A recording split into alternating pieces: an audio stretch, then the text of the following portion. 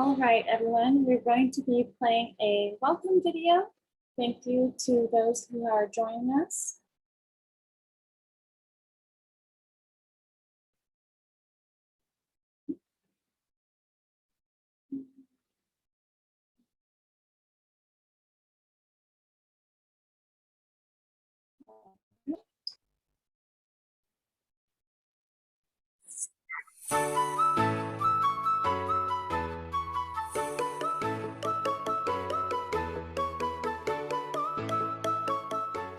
Hello, I'm Christy Cade with the White Ribbon Alliance. And I'm Cindy Garcon, Coalition Director of the Self-Care Trailblazer Group. We are thrilled to welcome you to the Self-Care Learning and Discovery Series. We are a global coalition dedicated to ensuring everyone practices self-care. We advance self-care advocacy, evidence, practice, and learning to support people meeting their own health goals and to strengthen health systems.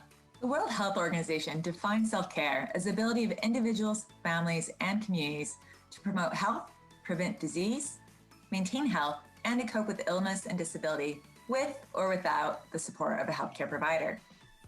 The series has invited more than 50 organizers from around the world to share what self-care means to them in practice through 16 individual sessions. While each session examines self-care through a unique lens, they are very much connected. We encourage you to participate in as many as possible. The Discovery Series is open to everyone: advocates and activists, healthcare providers, government officials, program implementers, community members, because all of us should have a vested interest in self-care. We hope you share your own ideas and insights throughout the series and keep the conversation going by becoming a member of the Self-Care Trailblazer Group. We'd like to thank the members of the Self-Care Learning and Discovery Series Steering Committee, Advanced Family Planning, JPIGO, PATH, Population Services International, and most of all, White Ribbon Alliance. Without you, this learning opportunity would not be possible. We also want to thank all of the session organizers who have dedicated their time voluntarily to curate this event. We should also say that each of the organizers took on the responsibility of the content in individual sessions, and so they might not necessarily reflect the views of the steering committee. Please take what you learned today and apply it to advancing policies, programs, and practices that enable self-care, universal health coverage, and your own individual health and well-being. Now, without further ado, we turn it over to today's session organizers. Thank you. Thank you and enjoy.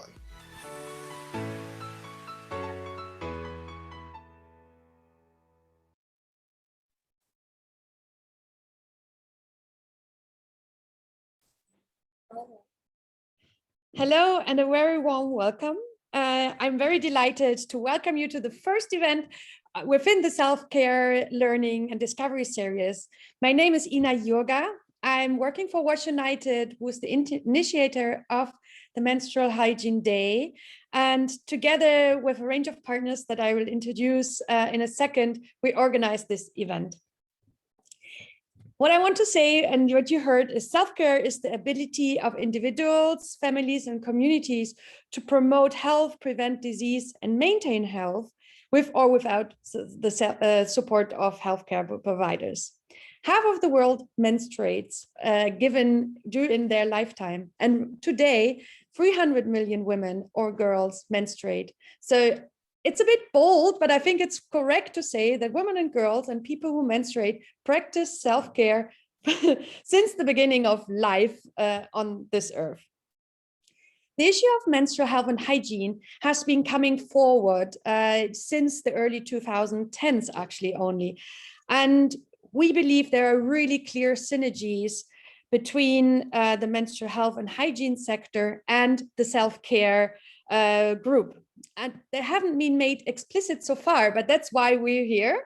And I'm really looking forward to connect with you all, bring those two communities together, and really share learnings across the sectors. Natalia, if you can pull up the screen on the presentation. So I want to introduce you to the co-organizers as well as the agenda for today. The co-organizers of the sessions are Wash United. Okay, so sorry, I mentioned me first. That's bad practice. But it's Days for Girls, Meet Africa, in collaboration with the Global Menstrual Collective. And as well, we want to thank the Trailblazer Group and the White Ribbon Alliance to make this happen. We're really excited to be the first. Next slide.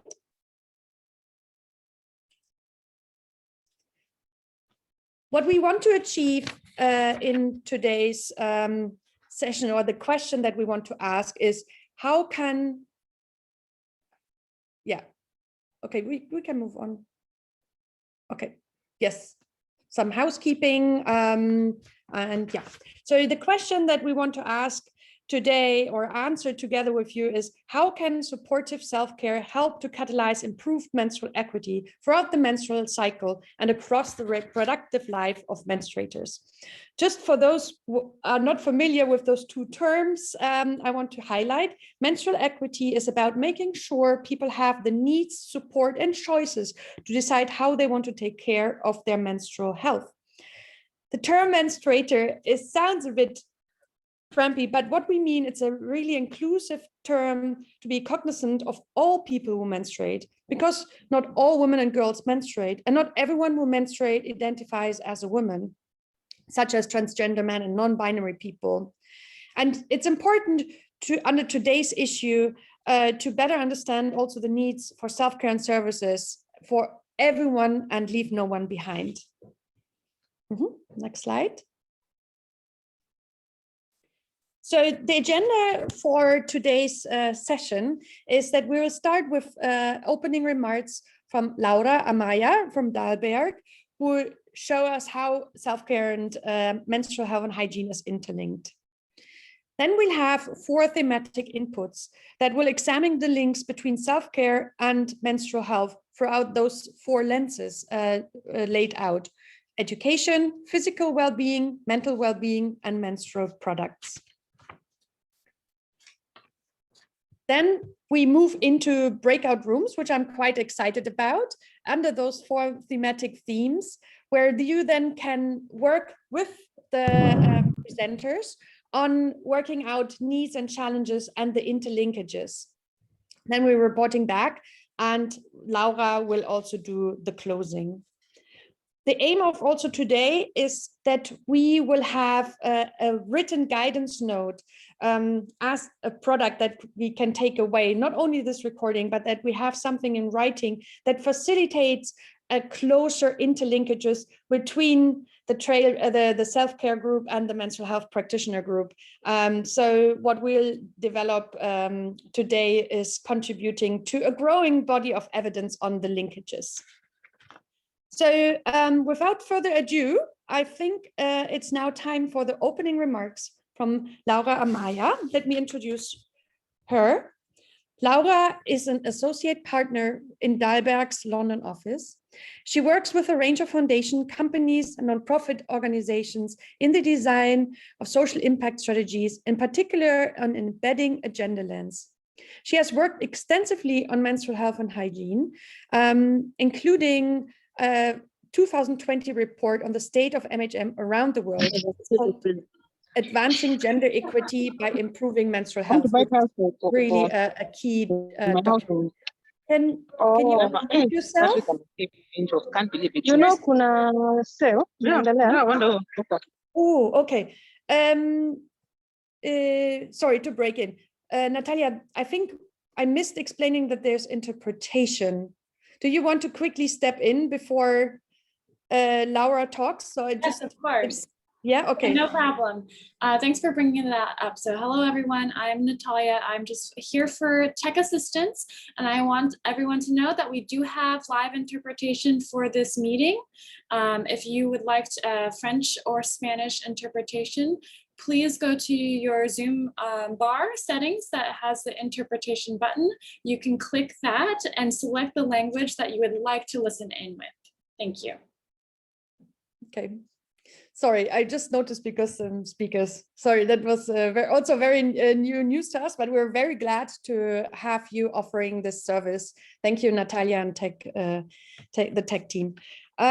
So yeah, Laura, before you joined Dalberg, she was an associate director at FSG, and she's really firm on gender issues in Latin American practice. I'm really excited to have you provide us the keynote, because we really want to learn how we better interlink and relate those 2 aspects we're talking about. Over to you now. Thank you, Ina. And I'm actually not using slides, so hopefully people can see my face a little bit bigger than on the side of the screen. It's such a pleasure to be amongst this group of people, both speakers and audience, who are passionate about menstruation, passionate about self-care. And I wanted to start with a very brief anecdote. It's about Devi. She's 13 years old. She lives in rural Rajasthan in India. And Devi's at school. Following her morning break at school, she runs to the toilet before the next class. She's bleeding. Her heart stops. She must have cancer, she thinks. She's disoriented. She's afraid. Who can she tell? Who might be able to help her? Well, Devi runs back home. She leaves her school books behind. She changes her clothes. She washes them. And she is in pain. Her belly hurts, and she knows she's going to die very, very soon. So how can she face her family? How will they cope? Well, later in the day, Devi's mum comes home and finds Devi curled up in a corner, wiping her tears. As Devi gets up from the ground, she goes and embraces her mum, and her mother sees a minuscule stain of blood in the cloths where Devi was sitting. She smiles. Her daughter has become a woman, and she's had her first period. Now, Devi's story is part fiction, but it's not too distant from reality. Devi could be one of the 7 in 10 girls across India who do not know about their menstruation before their first period. Devi could be one of the 40% of women who experience PMS, premenstrual syndrome. Devi could be one of the 42% of girls who are in school who feel ashamed of their body when they're on their period. She could be one of the 70% of women in rural Rajasthan who use discarded cloths to manage their menstrual bleeding for a lack of other available products. And sadly, Devi's story reflects how menstruation is an overlooked and under-discussed aspect across all levels, despite being a reality, as Zina said, for nearly half of the world's population. So tying it back to this session, why does menstruation matter for self-care? Well, let's go back to the WHO definition. The WHO defines self-care as the ability for individuals, families, and communities to promote, maintain health, prevent disease, and cope with illness with or without the support of a healthcare provider. Self-care is an integral part of the health system. It links to primary care, links to healthcare services, but perhaps more importantly, self-care gives individuals the agency to be in control of their own well-being. Now, in this context, self-care and menstruation are intimately linked. And yet, menstrual health is often overlooked, as I said, by healthcare systems. It's not a disease, so how do we treat it? It's linked to sexuality, so it's a bit funny, how do we address it? It's a taboo, in many places considered even dirty, so when do we bring it up and with whom? Well, recently, a stellar group of organizations, including some of the organizations here today, came together to develop a definition of menstrual health. This is something that had never been done before. And they defined menstrual health as a state of complete physical, mental, and societal well-being, and not merely the absence of disease or infirmity in relation to the menstrual cycle. Let me repeat that. They defined menstrual health as a state of complete physical, mental, and social well-being, and not merely the absence of disease or infirmity in relation to the menstrual cycle. Now, I find that definition incredibly compelling for a number of reasons. The first one is that it places menstruation at the center of an individual's experience, physically, mentally, socially. The second is that it actually takes a positive spin on menstruation, which is typically associated with many negatives. Menstrual health is not just the absence of discomfort or disease, but it's actually the state of well-being. And I find that really, really compelling. And the third reason is that the definition really encompasses, as Ina was saying earlier, a range of lenses that intersect with menstruation. One of those lenses is the knowledge and awareness of menstruation. And so the importance of accessing the right kind of information and education related to a woman's menstrual cycle. Another lens is physical well-being. And so the importance of the menstrual cycle to identifying, treating, and caring for menstrual cycle related discomforts and disorders, all the way from monthly period pain and cramps to long-term conditions and even serious illness. The third lens is mental well-being. So the link between menstruation and social norms and stigma, which can prevent women and other menstruators from fully participating in all spheres of life. And another lens is menstrual products. So the importance of having choice, right, among a range of products and facilities, sanitation facilities, that meet the needs of every individual, whether that's a woman or someone who does not identify as a woman during their menstruation.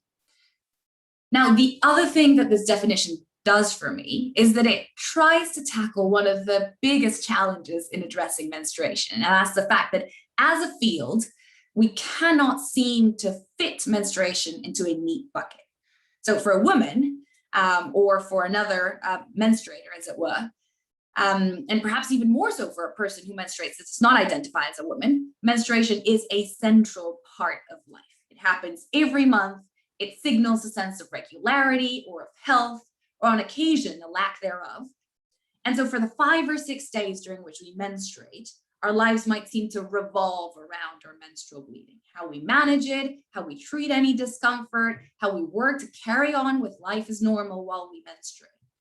And yet for organizations across the field, menstruation sits across different programs and different departments. So a funder or an NGO might have a program on education. They might have a program on sexual and reproductive health, a program on sanitation, on tackling social norms. But menstruation has the challenge of sitting across all of those program areas, and therefore it ends up sitting in none. Now, these areas are all interconnected, and they all play a part in the ability of menstruators, women and other menstruating individuals who do not identify as women, to manage their menstruation, to manage it at home, to manage it at school, to manage it in their communities. And so given these interconnections, and given that as individuals, we see menstruation as a core, as a central part of our life every month, it means that as a field, we really need to tie that individual experience with how we address different issues that are related to menstruation. I think as a field, we need to coordinate our efforts, and we need to learn from one another. We need to form bridges. We need to create communities to share insights and practical information. We need to break those often artificial silos that sort of make the work slightly easier, slightly more digestible, but that in the case of menstruation, don't really link one-to-one with an individual's experience. And I think today is a step in the right direction. I think this session and the breakout groups that we will discuss will be a fantastic opportunity to do just that. As Ina was saying, in the session, you'll hear from experts across these different areas, education on menstrual health, physical well-being, mental well-being, and menstrual products. But you'll also have the opportunity not just to learn from these experts, but also to engage in live discussions with others in the audience, with the speakers, as we move into the breakout group. So I too am very excited, as Ina was as well, for those conversations. And so finally, at the end of the session, I look forward to coming together as a group to share insights from our individual discussions and really to identify ways to move forward together. Thank you very much, and I look forward to coming together again in just about an hour. Thank you so much, Laura. And I really loved how you start by reminding us how women and girls experience menstruation and what challenges they actually face. Many of us might relate that they faced one or the other throughout the life course that we're already in. To start off, and we want to make the session also a bit lively, I want to ask Natalia to start with a small poll that we have before we move into the thematic sessions. And yeah, so first we ask, it's a very technical question, but do you require interpretation assistance today? If yes, we will also, it also determines how we go into the breakouts. And then a much more personal question is, many of us have to get creative with our home study over the past 18 months due to the pandemic. And we would love to know where you're sitting right now. If you're back at the office, if you're at home.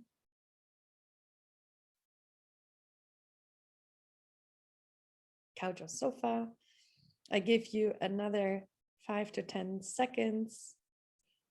Oh yeah, we still have a few more people to fill it in.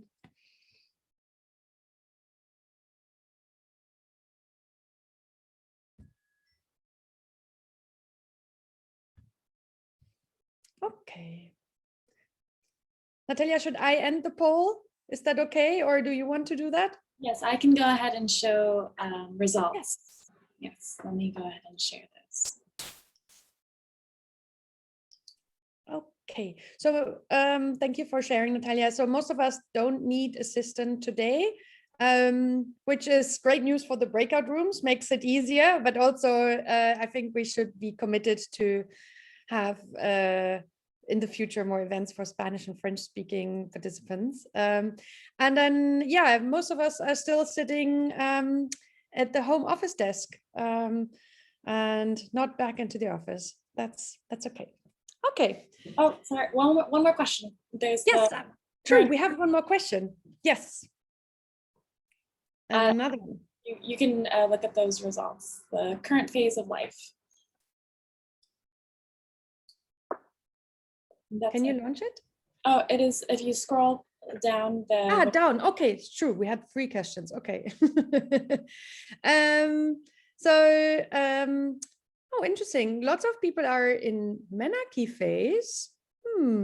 That gives me the wonders if you're 11 to 12-year-old, 13-year-old, or if you're still we need to focus on education around menstruation. But yeah, many also have people who does not menstruate. So yeah, thank you for that.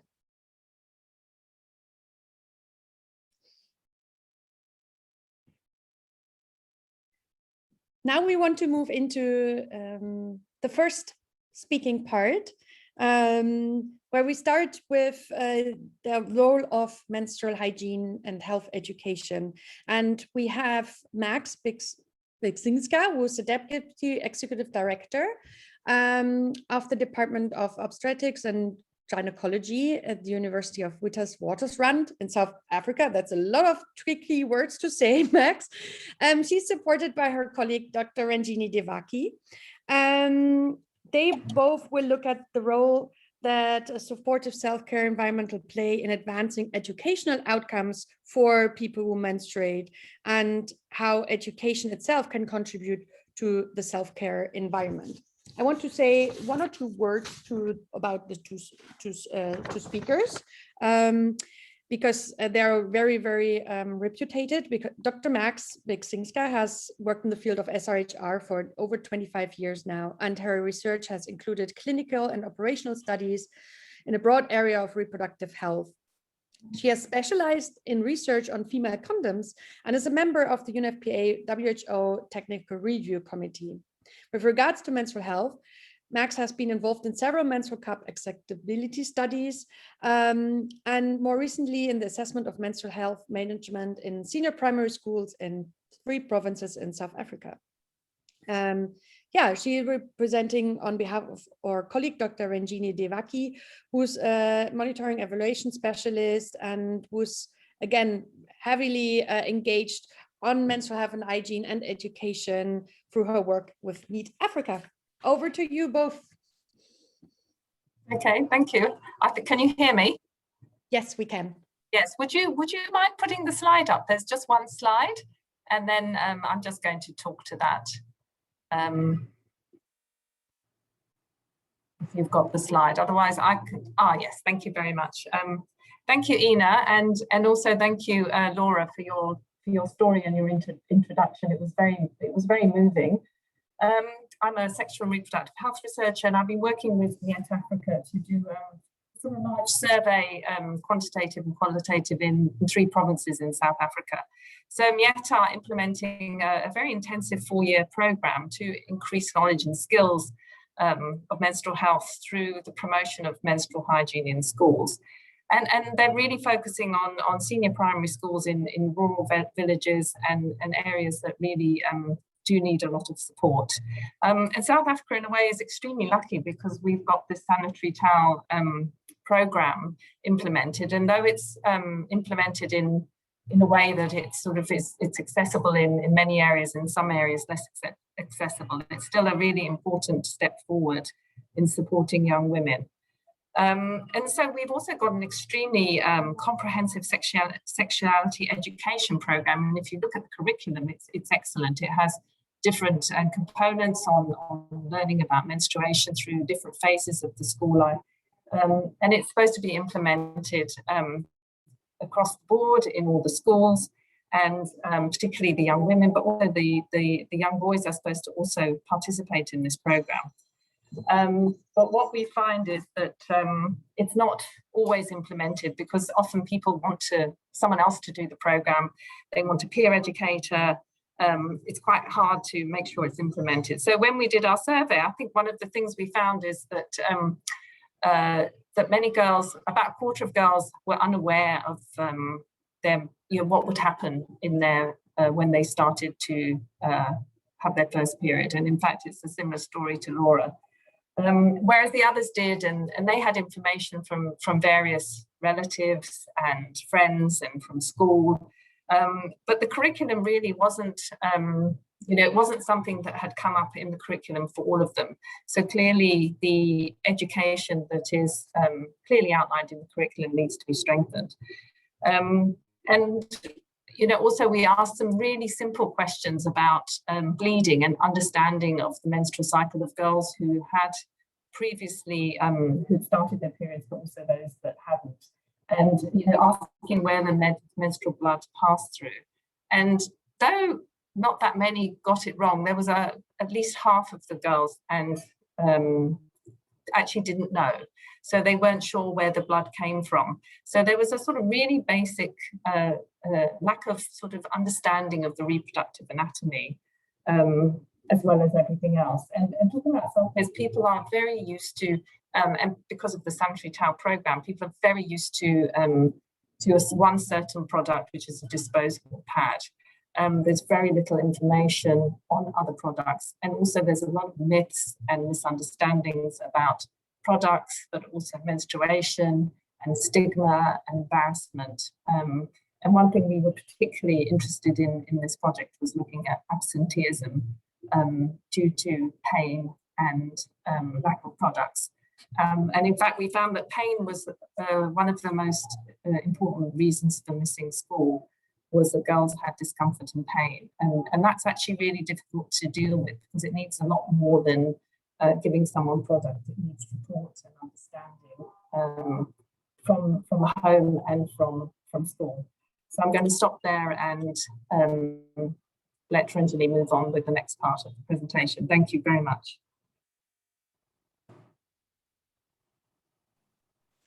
Okay, thanks, Max. Max, for this. I hope everyone can hear me.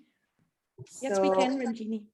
Yes, so MIT Africa, as Max has mentioned, Max Research Unit has conducted this research, and the key findings were really interesting for us because most of the learners get information from their mother, from their caregiver, or the oldest female member in the family about menstruation, which is totally cultural based. And there was no, that when rural women, everyone has their own culture, and they connect this menstruation with the culture, and it is affecting very badly because they think that it's a stigma.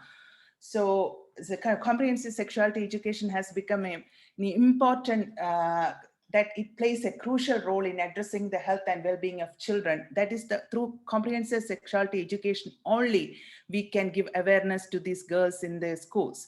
So we are MIT Africa team is supporting school community, school teachers, life orientation teachers to teach about menstruation. Usually they skip these topics because there is a stigma in teaching this. So even now, menstrual health remains a culturally sensitive familial matter, resulting in some learners not attending school while menstruating because they are so shy to say that they are menstruating. So they just say they are sick. No, so comprehensive sexuality education plays a crucial role in addressing the health and well-being of children and young people. So well-being starts with physical self-care, and lack of knowledge of menstrual health and cultural beliefs and myths are personal challenges in achieving self-care for girls in rural environments. So our team was struggling in the beginning to, through advocacy and everything. So male teachers, male educators and female educators were so reluctant to teach this. So MIT is supporting the school teachers to teach menstruation and menstruation related knowledge to these learners. So far we are successful in achieving the results. And based on our research conducted by Match Research Unit, we have now the evidence to show that and share the results with the school community, say that, look, this percentage of learners, they have no knowledge. We need to teach them. So now the support from the schools community is huge. And the rest of field experience and school experience, one of our colleagues will share soon. Thank you very much. Thanks, Ina. Thank you both. Am I correct that you still have a video? How long is it? We have video to show now. Yeah. Is it? I hope it's short. It is. Yeah. Okay. Thank you, Renjini.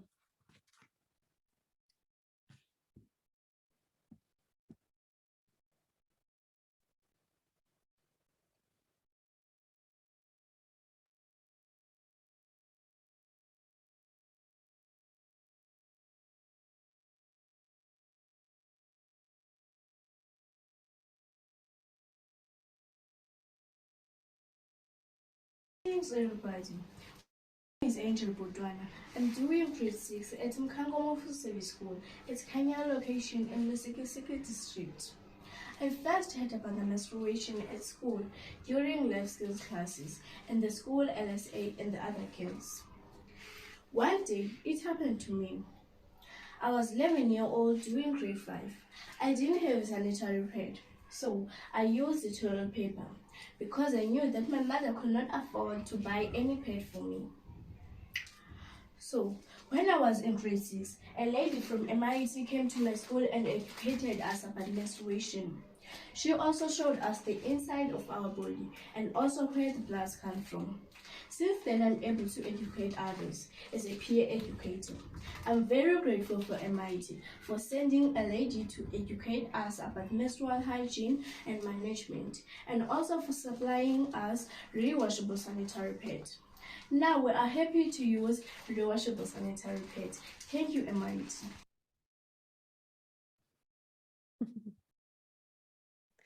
Thank you both for sharing, Max and Renjini, and also the small video snippet with the voices of a girl. Yeah, we really love the energy, and I think it makes it very tangible when you say who you reached out to. If you have the link to the study or some of the baseline study, please share in the chat box. Well, Ina, do we have time for one more video? No, unfortunately not. Okay. That's why I was continue to speak. But I think what makes it very clear from what also the peer educator has shown is that you talk about education, but also then products, which is another topic where we talk about later on, and that this is all interlinked. I also really appreciate that you say like the norms and the taboos behind it are really stopping a lot of progress on education and menstrual health and hygiene in general, and that you involved the entire community, especially mothers who are the source of information, but also fathers and others. So thank you for sharing. I would like now to invite Barghavi Govindarajan, practice, who is the co-founder and CEO of Digital D8, who's building a planet-scale operating system for women. She's passionate about optimizing science for social impact and to create a world where everyone can effortlessly and confidently make health-informed decisions every single day. We invited her because also of a platform that she's that they developed, and we really want to hear from her what the role of a supportive self-care environment play in improving physical well-being for people who menstruate, and also what this requires when there are irregularities and referral to healthcare services. Barghavi, over to you.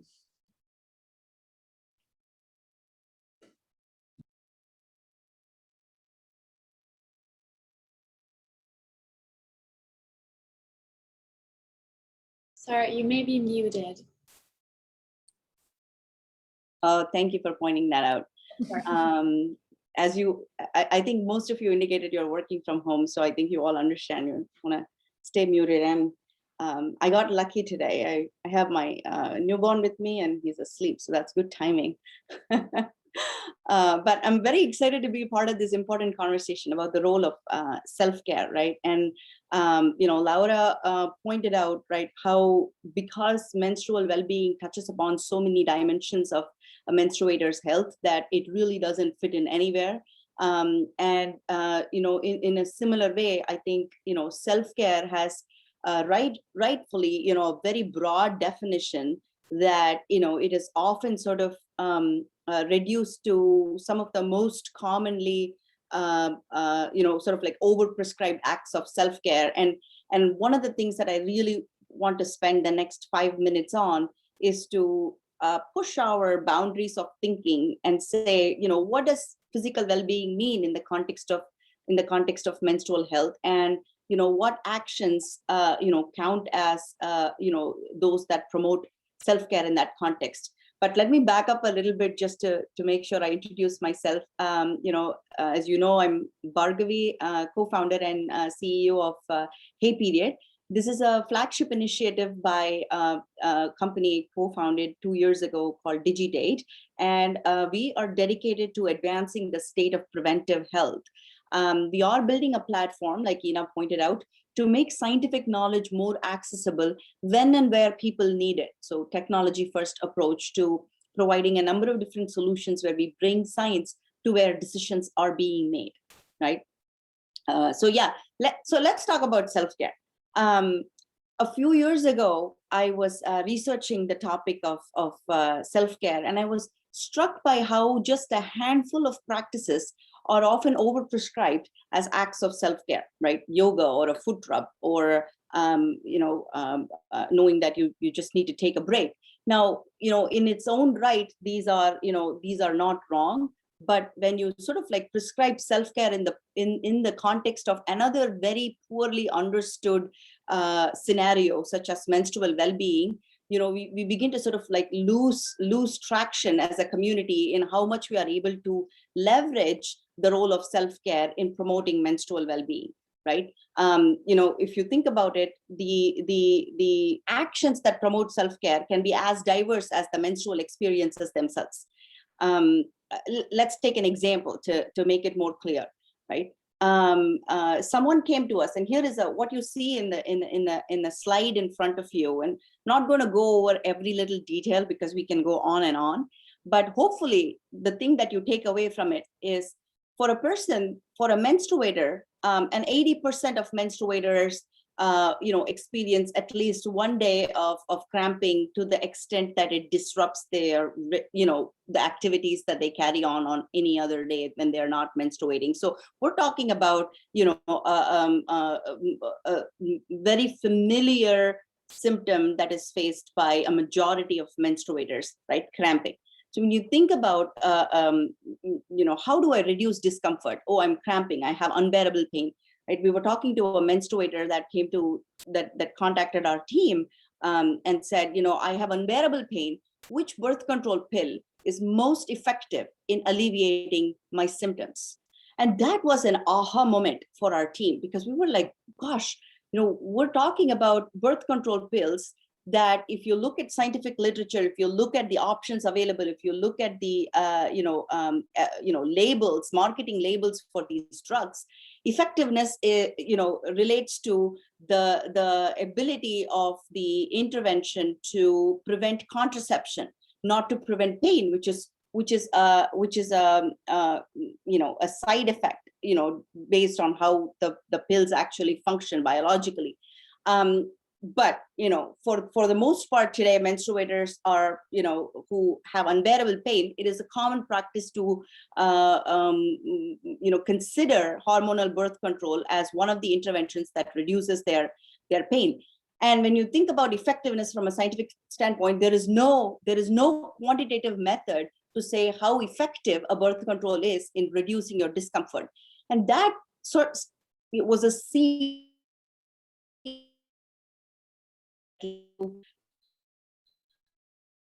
Do we know scenarios and the dimensions of menstrual health that really help us quantify what menstrual well-being is? How can we provide a reliable and a quantitative answer to someone who wants to decrease their cramps? When we say, okay, you could take a heat pad, or you could experience a alleviation by undergoing an acupuncture treatment, but the story behind it extends way beyond the bleeding, the menstrual phase of when you experience the cramp, the diet that you prescribe to, some of your lifestyle choices. Sometimes it's just your genetics. So ultimately, when you think about sort of the core aspects of self-care, my perspective is that it boils down to just two things, right? If there is anything you walk away from this presentation, it's two things. When you think about your physical well-being for supporting a menstruator, it boils down to two things. Number one, knowing what they need, right? Like their goals, and understanding sort of like their specific symptoms that they're looking to alleviate, which is often bleeding, but is just merely scratching the surface when you think about sort of solving for bleeding, right? There are other symptoms, cramps being one of the largest ones. We're talking acne, migraine, nausea, vomiting, and a whole host of like hundreds of different symptoms. So it's as personal as personal can be. And number two is having options available to you, right? So what I would love to do during the breakout session is to invite ideas on what actions of self-care can really help us drive down to a menstruator's ability to uncovering their needs and the symptoms that they're looking to solve, right, without playing whack-a-mole, like the example I gave you. And number two, improving or having options, more options available to them. So if you look at what we can do as a community, this does mean that some of the, we want to improve access to knowing what options are available, and then making sure those options are actually accessible, right? And number two, body wisdom. You will, part of accessing a solution involves knowing what to ask for and who to ask, right? Much like what you pointed out. I think it was a fantastic anecdotal example that we heard from Laura at the beginning, right?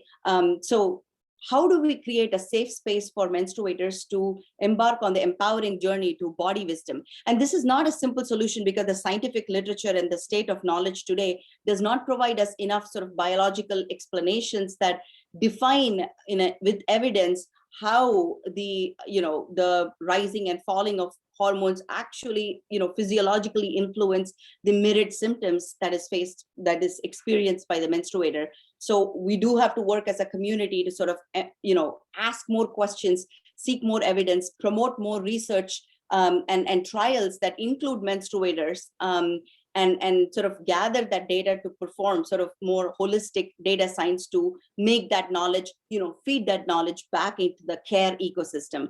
And ultimately, creating a platform where, we promote gathering of more data, whether it is, knowing what your normal is, so what is the best self-care method that applies to you, or it is sort of like if you are caring for menstruators, understanding sort of what is the what is the more global data represent that you're able to prescribe something that is personalized and tailored to the needs of the menstruator we're talking about. So I'm going to pause here. Again, the sort of like the high level point is that the actions that promote self-care for menstrual well-being is as diverse as the symptoms faced by a menstruator. And when we think about menstrual care today in a physical sense, let's take, for example, a public restroom that supports menstruators. We're talking about a tampon vending machine, but we're merely scratching the surface there, because that is one but of the hundreds of symptoms that menstruators experience today. So to truly promote actions that drive self-care,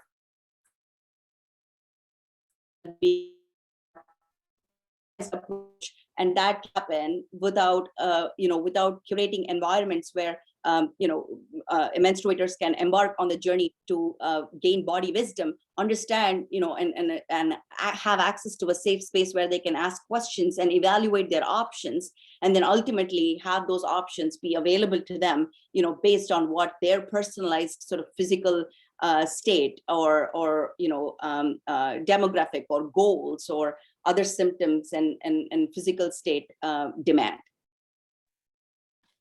Thank you, Barghavi, for this very impressive, very rich food for thought input.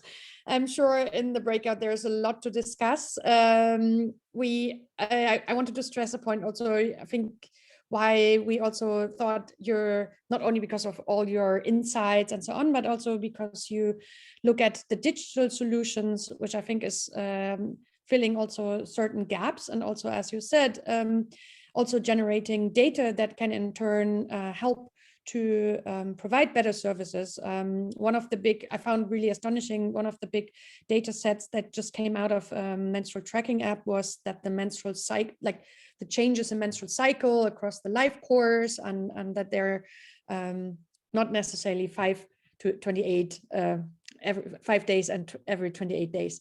Yeah, we're looking forward to discuss with you further, and really just also want to make kudos from my side, but also in the chat box, on providing the presentation with a sleeping baby on your your lap. Well done. Before we now move into the next key input presentations, we have another poll for you so that you don't fall asleep like Barghavi's baby.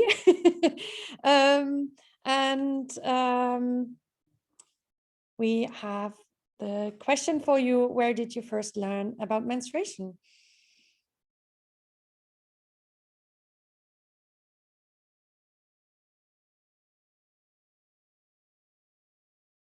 Could be, of course, also multiple, but so far.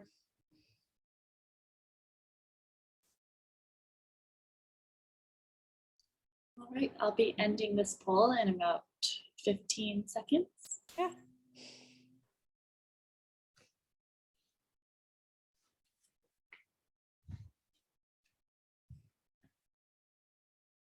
All right, I'm going to share the results. Mm-hmm.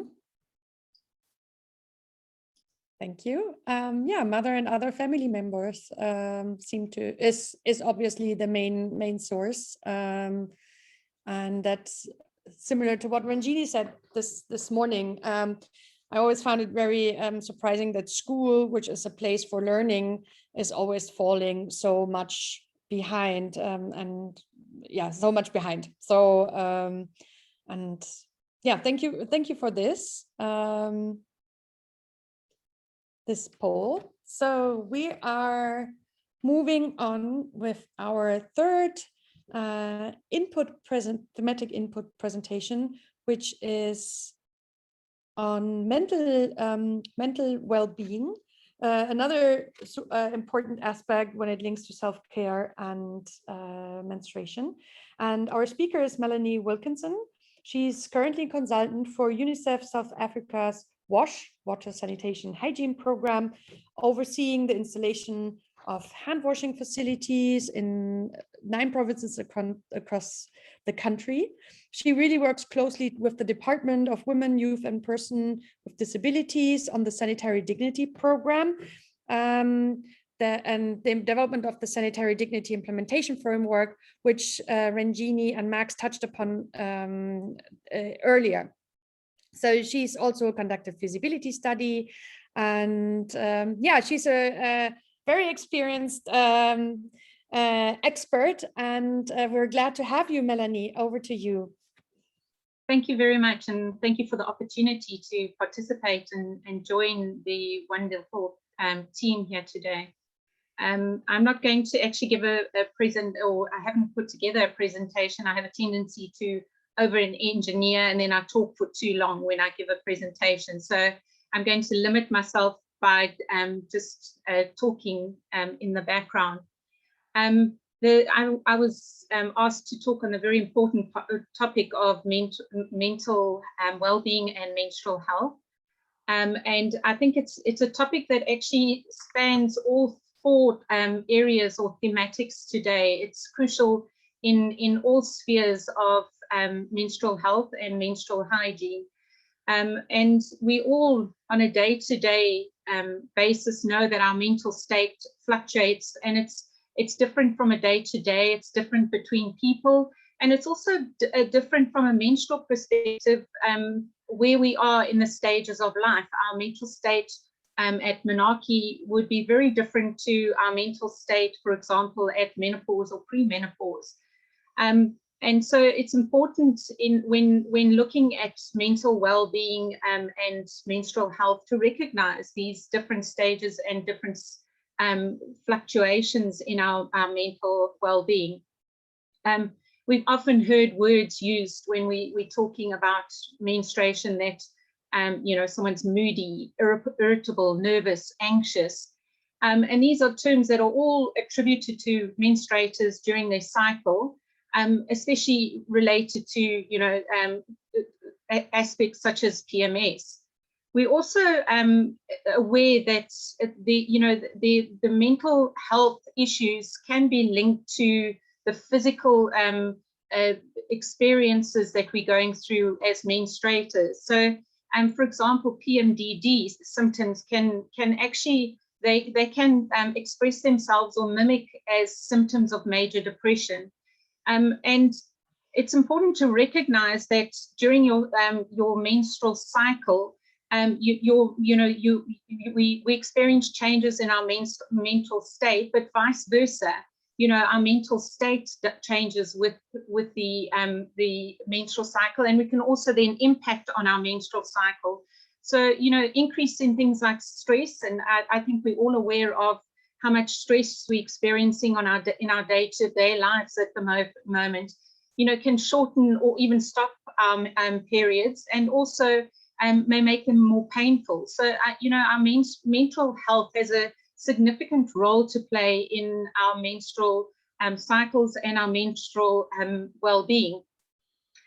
What I'd also like to do is just highlight the South African sanitary dignity implementation framework and relate that back to, you know, mental well-being and how a policy can focus efforts on recognizing all aspects of menstrual health and all the components that are required for menstrual health, including the mental well-being. The policy doesn't just focus on menstrual products; it also looks at you know, what Mags and Renjini spoke about, components such as education, such as infrastructure, and also then the knowledge, peer systems, support systems. So it's a very broad policy which also looks at aspects that are required for mental well-being as well as social well-being. I want to use some keywords when discussing, you know, mental well-being and menstrual health. The first keyword is talk. So all menstruators, if we're looking at equity in menstrual hygiene, all menstruators should be able to openly talk about their menstrual health feelings, your experiences, and your challenges. We need to be able to talk to someone we trust and openly talk to that person about the experience we're going through, but also the mental state, our mental state and our mental well-being while experiencing the different stages of our cycles, but also the stages of our life and our menstrual stage that we're going through. The second keyword is support. All menstruators need to have support and that support system to experience a safe and healthy menstrual cycle. And support is not just support from other people, but it could also mean, you know, the digital systems. It could be also, you know, information sources other than through our peers. So from our education programs, we need to ensure we are providing the correct support to assist menstruators to move through the menstrual cycle with a strong and healthy mental well-being. Also in that support is addressing the health taboos and stigmas. And, you know, I think we all recognize the health taboos and stigmas vary within a community. In South Africa, it's within which area of the country you are in, you may see different taboos and stigmas, but also from different countries themselves. We all have different stigmas and taboos, and those all influence our menstrual behaviors and also our mental well-being during menstruation. Another key word is understanding. All menstruators need to have the tools, knowledge, and expertise to understand their bodies, and also to understand the processes they're going through. And having that understanding and knowledge, you know, supports our mental well-being and also then our emotional state when we are going through the menstrual cycle. It affects our body image, and we know our body images affect our sexual and reproductive health. So, you know, to understand that, and I know in the sector continuously reinforce that menstruation is a natural process. It's not shameful. It shouldn't be a secret. And you know, all perpetuating the taboos and stigmas that it is shameful, that it is a secret, has an impact on the menstruator's mental health. So we need to understand this when designing our education programs, but also in our peer support to you know, menstruators, and also in ourselves understanding the way we, you know, our individual self-care. Another important component, and I think as a bit of an academic myself, to track.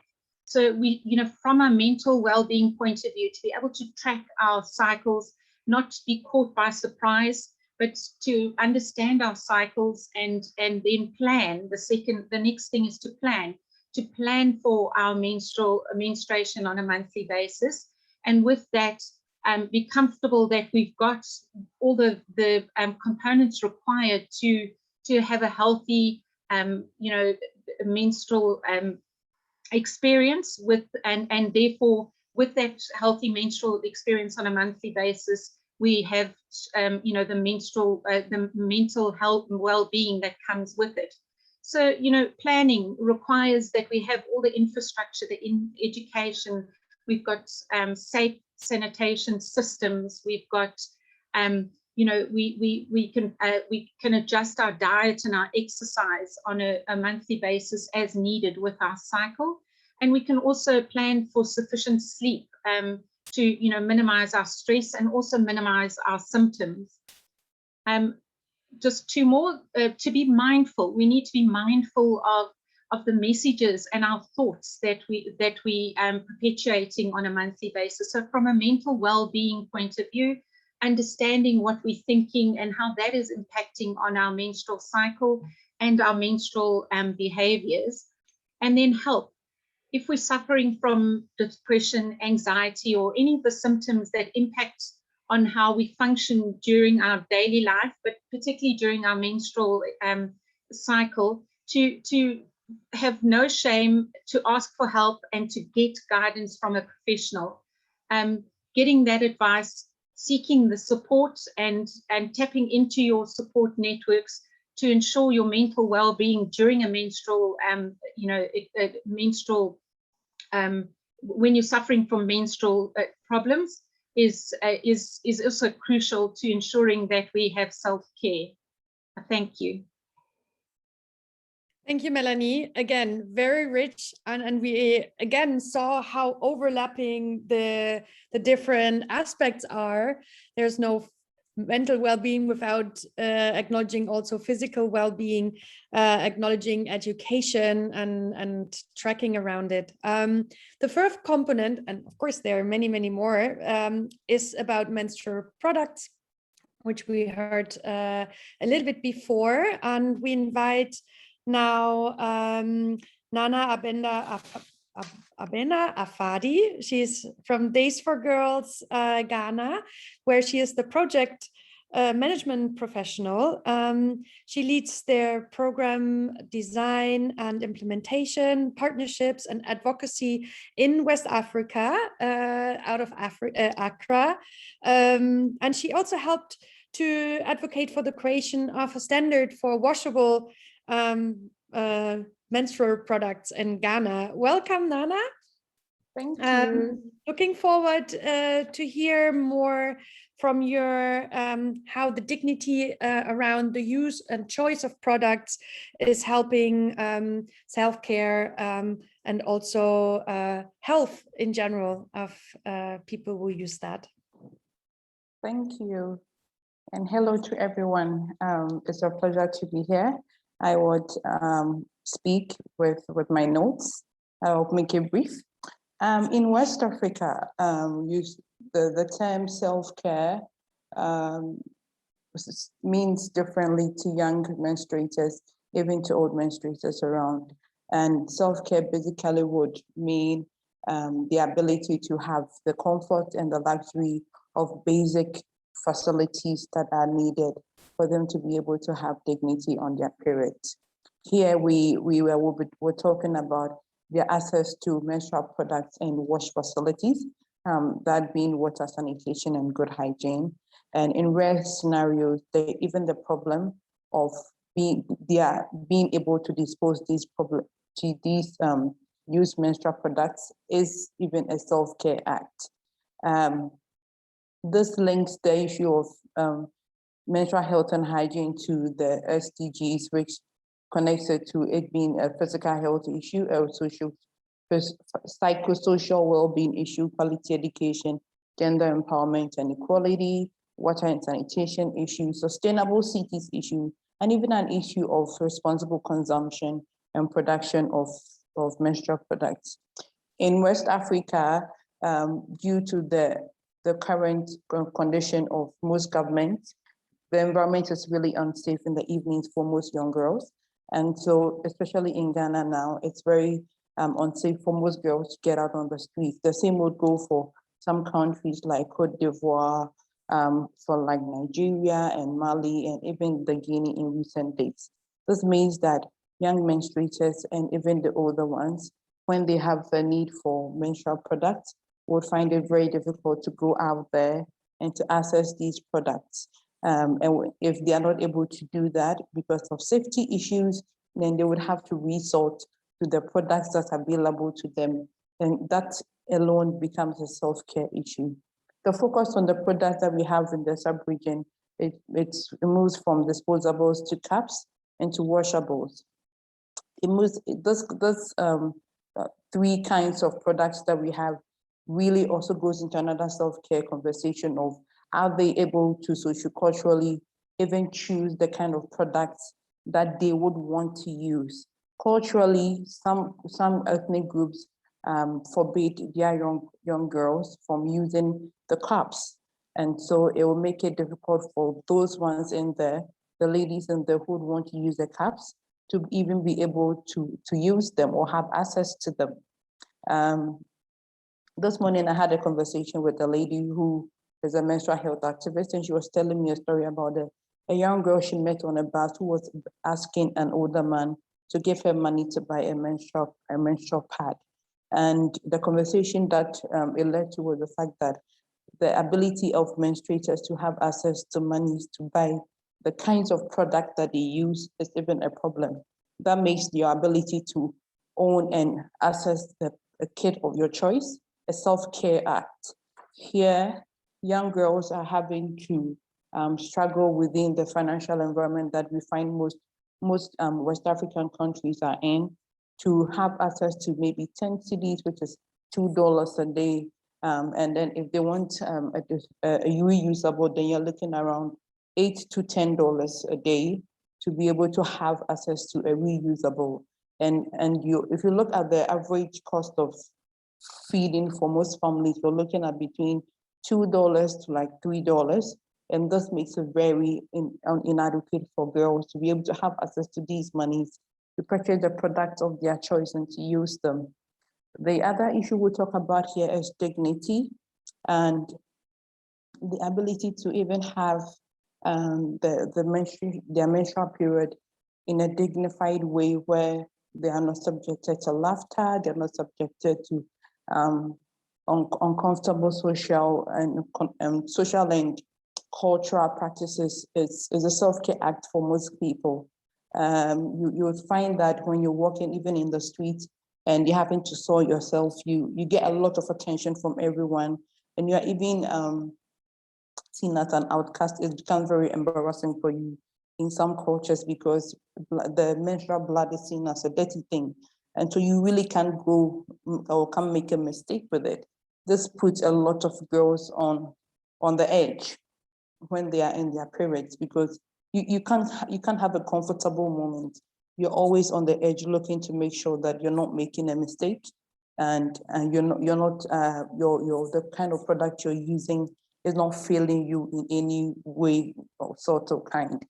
The next product I'll talk about, the next barrier that I'll talk about here is the fact that educational and workplace policies also serve as some of these barriers to the basic self-care facilities that or environment that young menstruators and even old ones face. Most workplaces or schools still do not appreciate the fact that when girls are on their periods, they need a little more time. They need places of comfort to stretch. They need maybe some days off to be able to manage the pain that comes with it. And they also may need the time to be able to go and have access to the kinds of products and products that they would prefer, because some of these products, they require special facilities. For example, someone who is using disposable would have to make sure that there's a place for them to dispose of it, either in the school or in the workplace. When that is not available, then just having the facility becomes a self-care act because it becomes that extra thing that helps her to be able to use that particular product that gives her comfort. Most workplaces do not also have washrooms. Even in the schools, washrooms is still a problem. Even if there are washrooms, you're not able to have privacy or water to be able to manage your reusable. And so that alone, again, is an issue where it would influence whether you go with a washable, a cup, or a disposable. Most governments in the sub-Saharan region are really working together with other NGOs to make sure that some of these problems, solutions are found to them. Days for Girls in collaboration with Plan, with WaterAid, with World Vision are coming together to make sure that the government's policy on menstrual products is comfortable and is conducive enough to enable most girls have access to these menstrual products, whichever one they may want to use at a good price that is not going to drive families to do the undoable. Also, we're working together to ensure that reusables are standardized, and even when they are standardized, there's compliance in the market to ensure that people who are using the reusables and even disposables are using products that have been standardized and that are good and fit for use, that they're able to use in facilities that are available and are operational with running water and with comfort and dignity available. Thank you, Naana, for your sharing experiences and also, again, perspectives of women and girls. And talking about menstrual products is so multifaceted in itself. How you make them available, what standards are there, how you link it with education, that I think in the breakout you have a lot to discuss. Okay, we're running 10 minutes late, which I hope is fine, because we're a bit ambitious with this session. And what we're doing next now is we're having breakout rooms. We're having, you as attendees have the choice to attend 1 out of 4 breakout rooms. In each, there will be one of the speakers you just heard. And in the breakout room, you will discuss solutions, interventions and programs that have worked to improve menstruation linked to self-care in these areas. So because of because we want to take out a good practice note around this and share wider. So feel free then to contribute your ideas and experiences. You will use Google Documents, which our moderator will guide you to. And before Natalia breaks you into the breakout, just a note, please assign one person from within the group to report back the highlights that you discussed. The highlight reporting back should be not longer than 2 minutes. Natalia, over to you to manage the breakout groups. Awesome, thank you very much. So just to announce, I have pasted some key documents in the chat.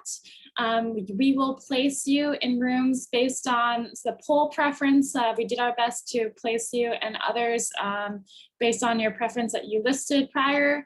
And if not, we just placed you in a room. So once you get into your room, you should be with the moderator of that topic.